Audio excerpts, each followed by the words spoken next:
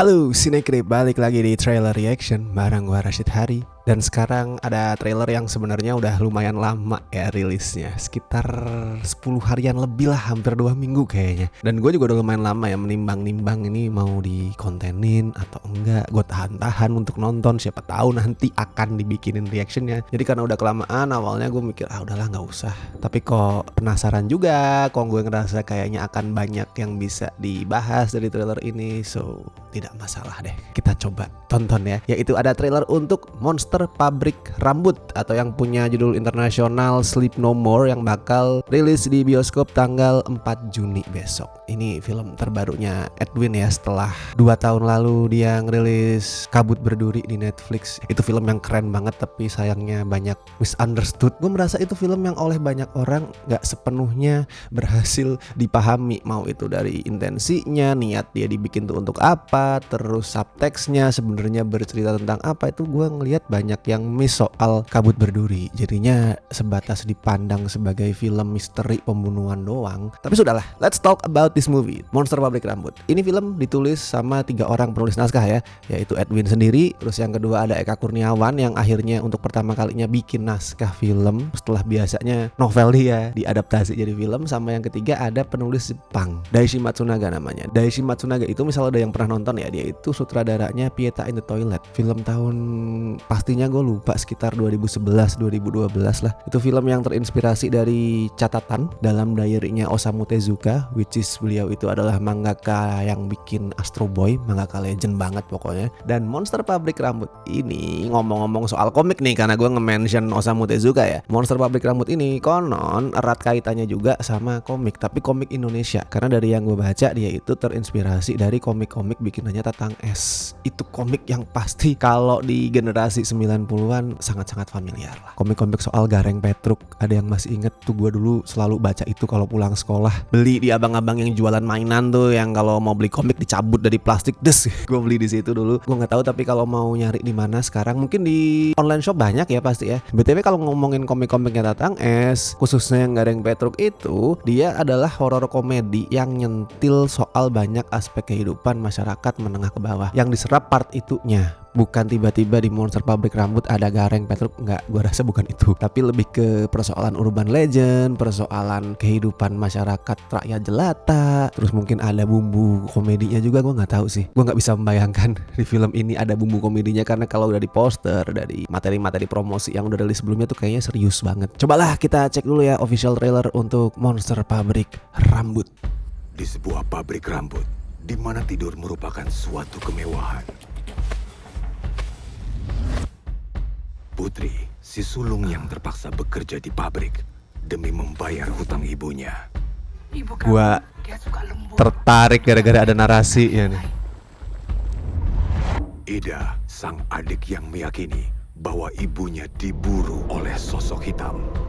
Anjing, kayak trailer-trailer itu ya, film jadul gitu, 90-an, 80-an. Menawarkan tubuhnya sebagai solusi. 3 kakak beradik. Tangannya buntung. 3 kakak beradik bertekad mencari kebenaran demi tidak menjadi korban.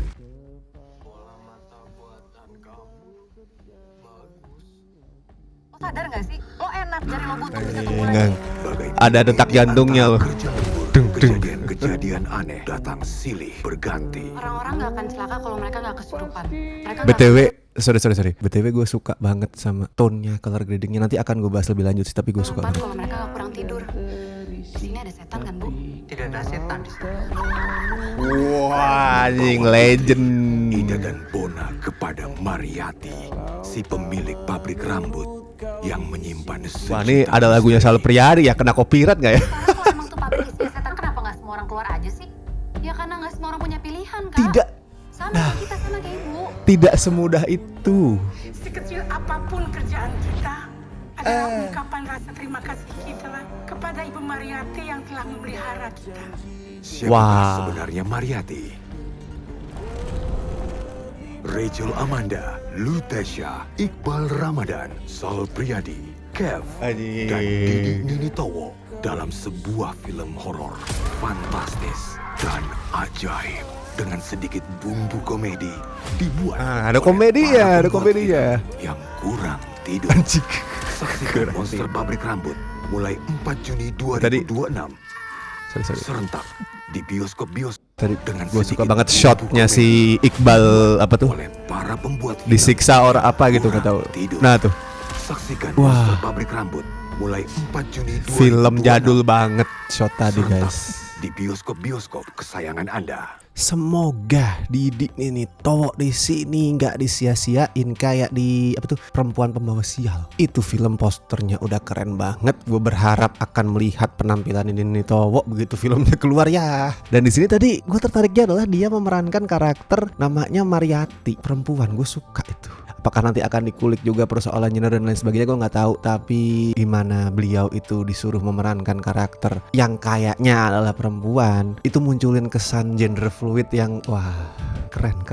Dan itu in karakter banget ya sama sosoknya di Nini Towo tuh. Gue berharap bener-bener diutilize di sini. Kalau ngomongin soal subtext sih ya yang kayak udah gue bahas tadi lah, Edwin memang mau menyampaikan banyak hal di trailernya kelihatan, dan gue yakin di filmnya nanti masih ada banyak persoalan lain yang bakal dia bahas. Sesuatu yang sangat relatable dengan zaman sekarang ya, kantor mengeksploitasi sampai karyawan-karyawannya tuh capek, kurang tidur, tapi mereka nggak bisa keluar karena nggak ada pilihan lain. Gue masih sering membaca ya kalau di medsos misalkan ada karyawan gitu berkeluh kesah, gue capek, kurang tidur, berangkat pagi, pulang malam, dalalala. Terus ada yang komen, ya udah lu resign aja. Cuman nggak segampang itu. Kayak tadi dibilang karakter Nultesha ya, nggak semua orang itu punya pilihan. Tiap-tiap orang itu punya cerita hidupnya masing-masing yang nggak bisa kita compare sama cerita hidup kita sendiri. Dan tadi ada part yang gue suka yaitu pas Mariati dipuja karena sudah memberikan penghidupan yang baik sekali, yang makmur dan segala macam lah. Gue lupa kalimatnya apa tadi ya, tapi itu juga relate banget. Rakyat tuh dicuci otak sama para penguasa, dibikin meyakini kalau penguasa itu udah berjasa pada kita dan kita mesti berterima kasih pada mereka. Padahal in reality mereka cuman mengeksploitasi kita, mengeksploitasi rakyat, masyarakat.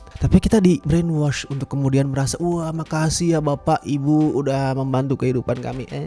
Dan tadi gue sempat nge-mention soal warna ya, color grading. Ini feel-nya di luar pemakaian voice over yang sangat-sangat iklan trailer 80-an 90-an. Feel dari visualnya juga ke arah sana loh. Ini bukan yang pakai gambar grainy banget tuh enggak, tapi feel-nya gue nggak bisa mendeskripsikan secara jelas karena gue hanya menonton di PC.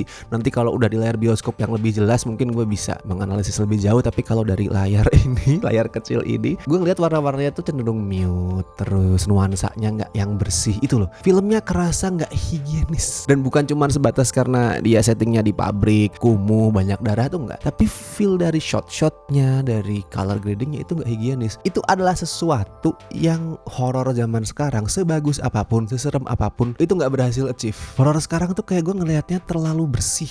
Even di saat misal film horor yang ngasih throwback ke horor-horor era jadul ya 90-an, 80-an, gue masih ngerasa visualnya itu terlalu bersih. Sedangkan horor zaman dulu kalau ditonton sekarang, lu coba deh, lu akan lebih merasakan perasaan gak nyaman. Walaupun mungkin special effect-nya akan lebih kelihatan ketinggalan zaman kalau dilihat sekarang ya. Tapi kalau ngomongin visual, horor zaman dulu, apalagi 80-an, 70-an ke belakang tuh lebih kerasa gak higienis. Jadinya perasaan gak nyamannya tuh lebih kuat, lebih serem. Kalau sekarang tuh everything looks too clean. Cocok kalau misalkan dibilang ini terinspirasi dari komik-komiknya Tatang S. Karena pada saat gue baca itu dulu, gue langsung merasa kalau wah ini kotor banget feel-nya. Bener-bener menggambarkan ya realita masyarakat menengah ke bawah. Cuman concern gue adalah di sini Edwin itu seorang sutradara yang ya let's say sutradara film-film alternatif ya, film-film art, walaupun nggak yang art gimana banget gitu, tapi kan intinya film alternatif yang berusaha bikin film horor. Di Indonesia sejauh ini biasanya tidak berjalan mulus. Ismail Basbet bikin Potret Mimpi Buruk, atau yang tayang di bioskop dengan judul Jabang Mayit ya itu.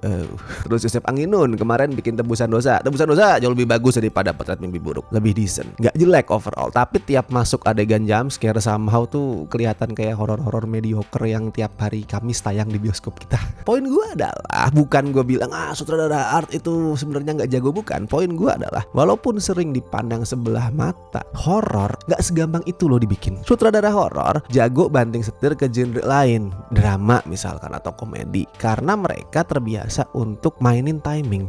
Sutradara horor yang bagus ya, misalkan mau jump scare nih kan mesti ngerti kapan ya biar bisa bikin penonton kaget, atau atau di adegan serem kan mereka mesti ngerti tuh ekspektasi penonton, perasaan penonton seperti apa. Makanya begitu pindah ke komedi yang juga perlu timing biar kerasa lucu, atau drama yang juga harus mainin perasaan penonton, mereka biasanya lebih berhasil daripada sebaliknya, sutradara drama pindah ke horor. Kalau komedi pindah ke horor gue rasa masih bisa sih. Gue harap sih itu nggak terjadi ya di Monster Pabrik Rambut. Kalau Edwin sih gue ngerasa sejauh ini di film-film sebelumnya tuh dia bukan termasuk sutradara art yang anti sama yang istilahnya tuh film genre ya, thriller misalkan atau horor, film-film eksploitasi, grindhouse. Gue rasa dia lumayan menyukai itu. Seperti Dendam misalkan kerasa unsur itunya. Kabut Berduri juga ada. Jadi gue punya harapan lebih. Kita tunggu besok tanggal 4 Juni. Kalau menurut lo gimana dari trailernya? Apakah Monster Pabrik Rambut ini terlihat menjanjikan, atau mungkin lo punya concern yang lain? Silakan bagikan di kolom komentar. Dan seperti biasa, thank you banget buat teman-teman yang masih setia join membership Cinecrip, terutama kawan-kawan ini dari Tir Besti and La Familia. Thank you so much. Tir Sobat juga sama, makasih banget untuk kalian semua. Oke, gue Rashid Hari. Sampai ketemu di trailer reaction berikutnya.